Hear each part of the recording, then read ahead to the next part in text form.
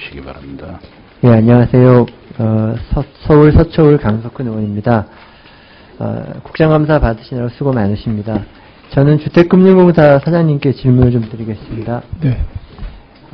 지금 화면에서 보이는 바와 같이 2008년 이후에 2012년까지 우리나라 그 소득 계층별로 주거 형태를 보여드리고 있는데 특징적인 게 두 가지가 나타나고 있습니다. 하나가 고소득층의 경우에는 자가 비중이 줄어들고 전세 비중이 늘어나고 있다는 거고요. 그 다음에 저소득층의 경우에는 전세 비중이 줄어들고 월세 비중이 늘어나고 있다는 겁니다. 사실 이 데이터를 놓고 보면 많은 저소득층들이 전세에서 조차 생활하지 못하고 월세로 내몰리고 있는 거 아닌가 하는 우려를 들게 하는 것이 이 데이터라고 생각합니다. 그럼에도 불구하고 이런 상황 하에서 전세자금에 대한 대출금은 지속적으로 늘어나고 있는데 동기간 중에 제1금융권의 전세자금은 약 8조 5천억 원 정도에서 23조 4천억 원으로 2.7배 증가한 반면에 제2금융권은 5.7배로 증가해서 저소득층이 물고 있는 전세자금에 대한 이자율이 더 높아지는 것으로 우리가 충분히 유추할 수 있다고 생각합니다.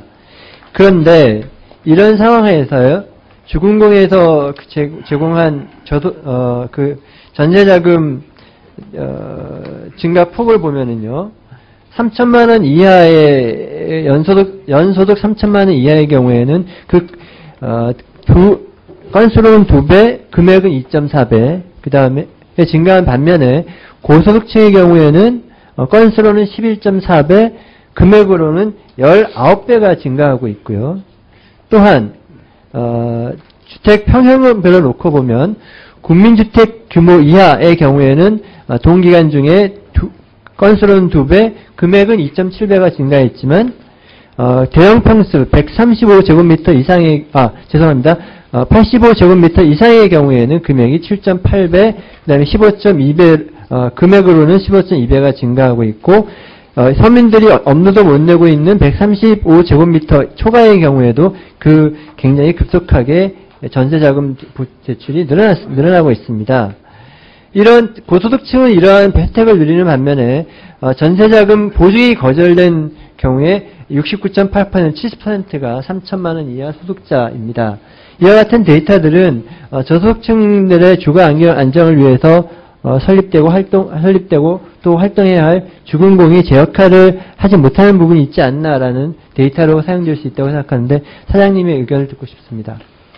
저희 주택신용보증은 2008년 이후에는 재원을 이제 은행들이 전액 출연하고 정부에서는 지원을 받지 않고 있습니다. 그래서 국민주택기금에서 빌려주는 전세자금을 보증하는 기능과 은행 재원으로 빌려주는 전세자금을 보증하는 기능이 있는데 국민주택기금에서 빌려주는 건 저희들이 원칙적으로 100% 보증을 해줍니다. 그렇기 때문에 은행들이 별도 신용심사 없이 이렇게 통과를 대부분 시켜주는데 은행 재원으로 빌려주는 경우는 90% 보증을 하기 때문에 은행이 신용심사를 하게 됨으로써 자연스럽게 이제 저소득층이 저렇게 좀 약간 불이익이 되는 측면이 있습니다. 그래서 이 문제에 대해서 저도 심각하다고 인식하고 작년부터 이 문제의 개선 방안을 여러 가지로 지금 검토 중에 있습니다. 그러나 이게 근본적으로는 이제 저희 주택금융공사가 은행들의 보증적 기능을 담당하는 측면이 있어서 그동안에 은행들이 보증 요구를 하면 자동으로 승인해주는 그러한 형태를 띄었기 때문에 한계가 있었습니다만 앞으로 이 문제를 좀 더 검토를 해서 결과적으로 저소득층이 좀 더 혜택을 받는 쪽으로 개선을 해보겠습니다.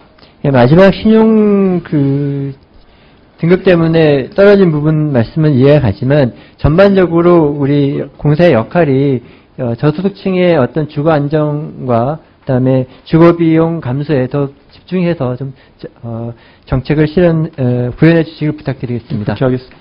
그리고 동공사에서 하는 주택연금 가입 조건에 대해서 좀 또 질문을 드리려고 하는데요. 지난 8월 달에 주택연금 가입 조건이 개선이 돼서 이제 부부 단독 소유의 경우에도 단독 소유의 경우에도 개정 전에는 부부 모두 60세 이상에서 개정 후에는 주택 소유자만 60세 이상으로 변경되는 것으로 알고 있습니다. 근데 이제 이렇게 변경한 이후에도 아직 사각지대가 좀 남아 있다라고 생각하는데 여기 다음 슬라이드장에 보시면 8월 1일자 개정으로 인해서 사례 3에 나오는 60세 이상의 경우 소유주가 60세 이상이고 배우자가 60세 미만인 경우에는 적용 사례가 됩니다. 근데 사장님 잘 아시다시피 소유자가 60세 미만이고 배우자가 60세 이상이면 적용이 되지 않습니다. 근데 이런 규정상으로 인해서 저희가 추정을 수론을 해보면 그 다음 슬라이드에 보시면 55세에서 59세 사이 여성이 한 12만 3,700명 정도로 추정이 되고 여기에 우리나라 평균 가구 보유율을 대입하면 약 한 6만 6천 명 정도가 사각지대가 나오는 것으로 생각합니다. 이 제도를 개선하는 찰나에 이 부분들에 대해서도 그 주택연금 가입을 할 수 있게 하는 것이 타당하지 않을까라고 생각되는데 사장님 의견은 어떠신가요? 예, 저희들이 2007년에 이 제도를 만들 때는 65세 이상 부부 모두였습니다. 그러다가 차츰차츰 이제 여러 가지 조건을 완화하고 있습니다.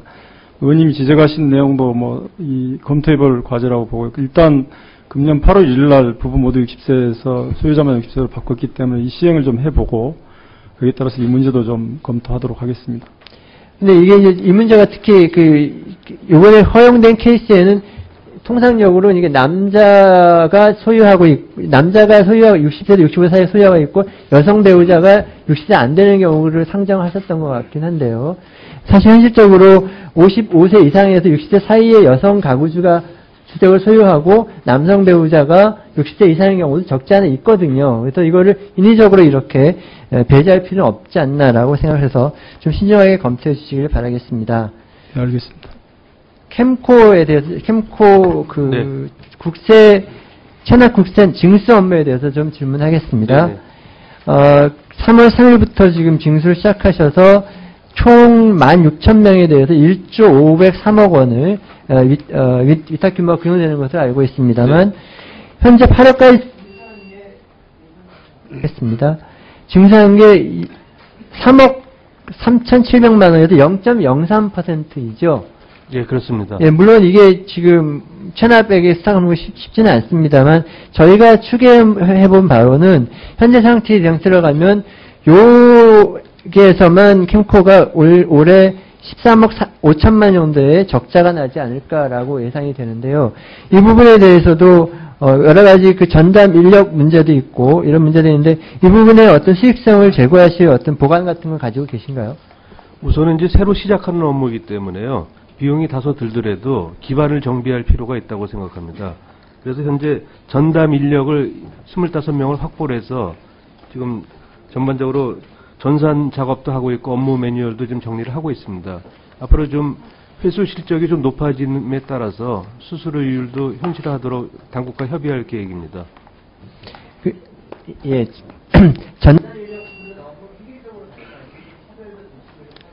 예. 그래서 유경험자들하고 이렇게 섞어서 밸런스 있게 좀 노력을 하고 있습니다. 예, 수고했습니다. 다음은 민병두 의원님 질의해 주시기 바랍니다.